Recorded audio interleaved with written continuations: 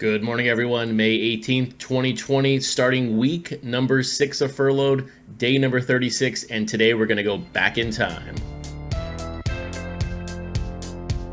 But before we go back in time, let's look forward in time. And if you could do me a huge favor and hit that subscribe button. My goal is to be at 300 subscribers by the end of the month. And if you hit that button, I greatly appreciate it. Now, let's officially go back in time.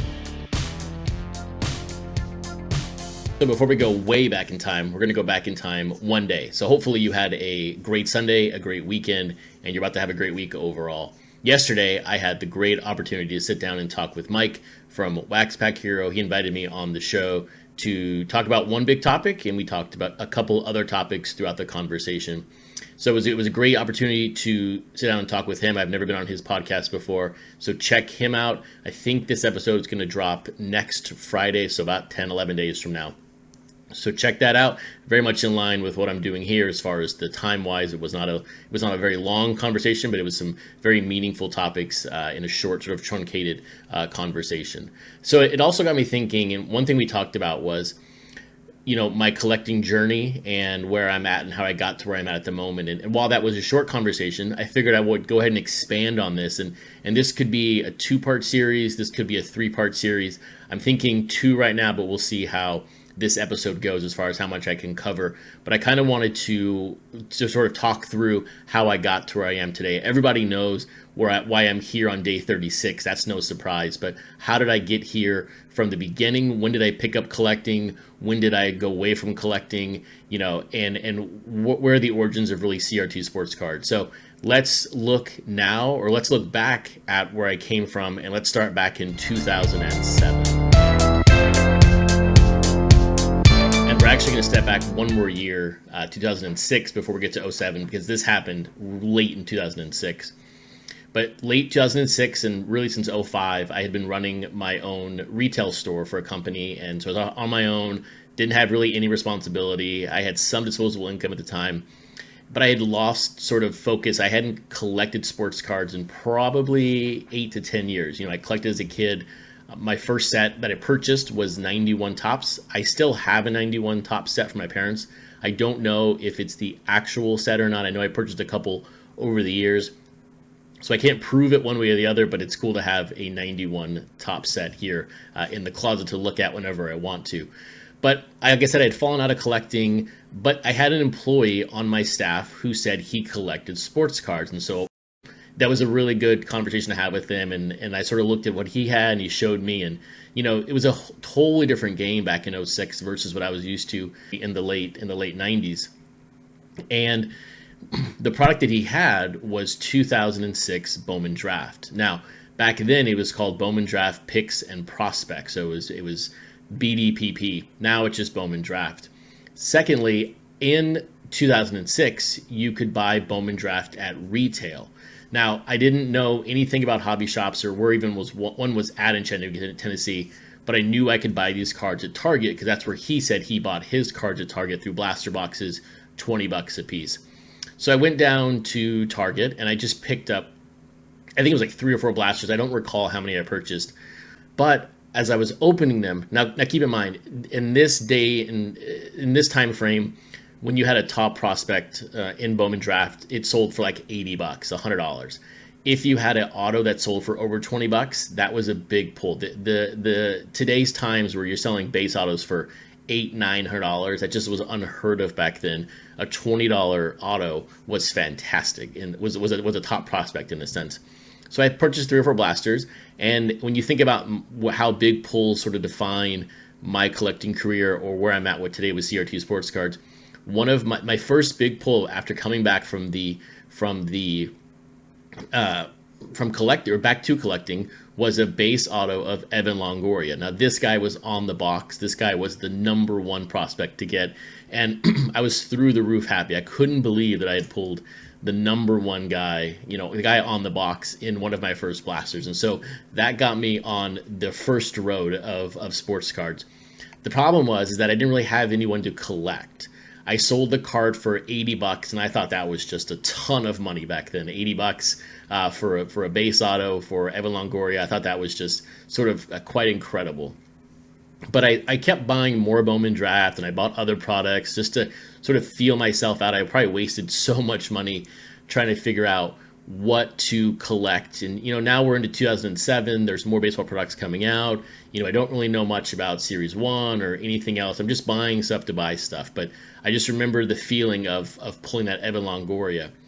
But what was missing was the desire to collect or to own something in a sense. I was enjoying spending money buying these cards and opening them and selling them where I could. Back then I think the big rage was the Beckett message boards, and then of course I went over to Blowout. But at that time I think I was strictly on the Beckett message boards.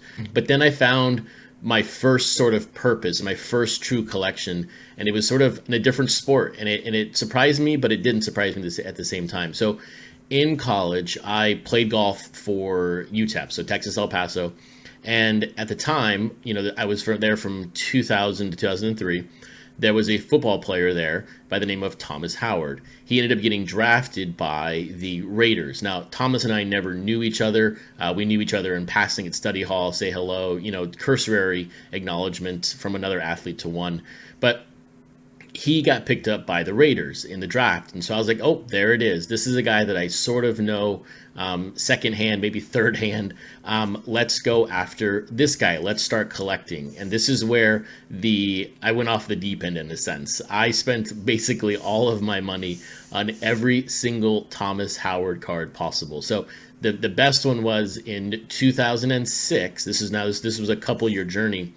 Upper Deck came out with it was called Ultimate Rookie Signatures. I don't remember the exact brand it came from, but it was an on-card autograph, and there was 275 of them. My goal was to pick up every single one that I could. And so I even have posts, looking well in advance into 2015, looking for these cards. But for a good 2 years there, I went after Thomas Howard aggressively on this Upper Deck card. I ended up owning 20% of the 275 that were ever produced at the end of the day. But it also helped me look at what I really want to collect. And unfortunately in football, Bowman Chrome was not highly collected. I was a huge Bowman Chrome fan, being a baseball collector or a baseball buyer of cards in a sense. And I still have all of his Bowman Chrome cards from 2006. I think I own 2 or 3 of the Reds. I maybe just think it's just 2. One's graded, one's not graded. I own at least 10 to 20% of the oranges, of the golds, of the blues. I mean, I have tons of these from 2006. And like I said, I went off the deep end because in my mind, Thomas was going to be in the Hall of Fame. I was going to be able to flip all his rookie cards for a lot of money in the future. That was the mission. That was the goal. And at the same time, I kind of knew him in a sense. And so it was sort of a nice collection and something that I really went after aggressively for, I would say 2 to 3 years, maybe up to 2010.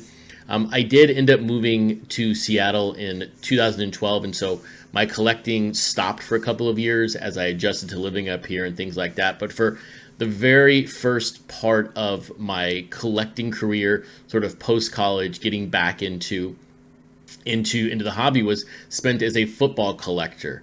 But it was also one of, a time where I was really discovering what I really liked. And discovering what I really liked obviously came at a enormous price tag.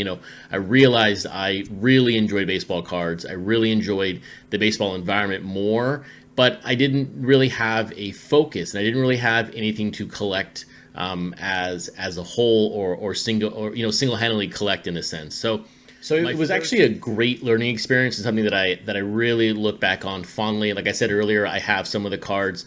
I did, though, get rid of all of the autographs of his. Now, moving forward, over a decade now, Thomas Howard actually passed away, and it was actually his fault. Apparently, he was speeding in a car accident, and he actually killed another person. His car went over the median of an interstate, and he killed an innocent guy driving on the road. So I had a lot of personal turmoil of what to do with these cards. Like I said, really early in the video, I even had a post in 2015 looking for these cards, and he passed away in 2013. But it took a lot of time to figure out with myself what to do with these cards. I mean, this is a guy who killed another guy, and he killed himself. And so I'm not trying to bring down the mood or anything, but when you think about prospecting, you think of making money in the future. There are so many unknowns to these players just because they're just like us. They're human beings. They're just athletically gifted or super tall or can shoot a basketball through a hoop, whatever that might be. But they also make decisions like we do every single day. And so I learned a lot about what I liked, and ultimately that was being in the baseball community. And it ultimately taught me to be not as in depth on certain things. It taught me to take a breath at times, and I don't need to collect every single thing. And it also really sort of talks about why I collect so little these days when it comes to my Mariners PC and then my pre-war collection, which is growing, but it's less than 200. Actually, it's less than 150 cards, I think, right now. Maybe a little more than 150. But this is why I'm streamlined. And it's not because I'm shocked from what happened back in '06, but it's because I learned early on that I don't need to own every single thing of a player to enjoy the collection. So in part number 2, which will come out this week, I will pick up my move to Seattle. As I said, I moved in February of 2012 to Seattle. I've been here now over 8 years. I took a pause in collecting, but I had another massive pull that happened in my collecting journey that really sort of shot me through the roof, or really got me going to where we are now with CRT sports cards. The first part of the video talks about why I collect so little. The second part of the video is going to talk about sort of more economics and from a dollar perspective of how I got to where I am with CRT sports cards. So I hope you have a great day collecting. You have a great Monday. If you're collecting Project 2020 cards, there's 2 great ones today with the Old Mana Land and the Ichiro from King Saladin. So check those out. Have a great day, and I will talk to you all tomorrow.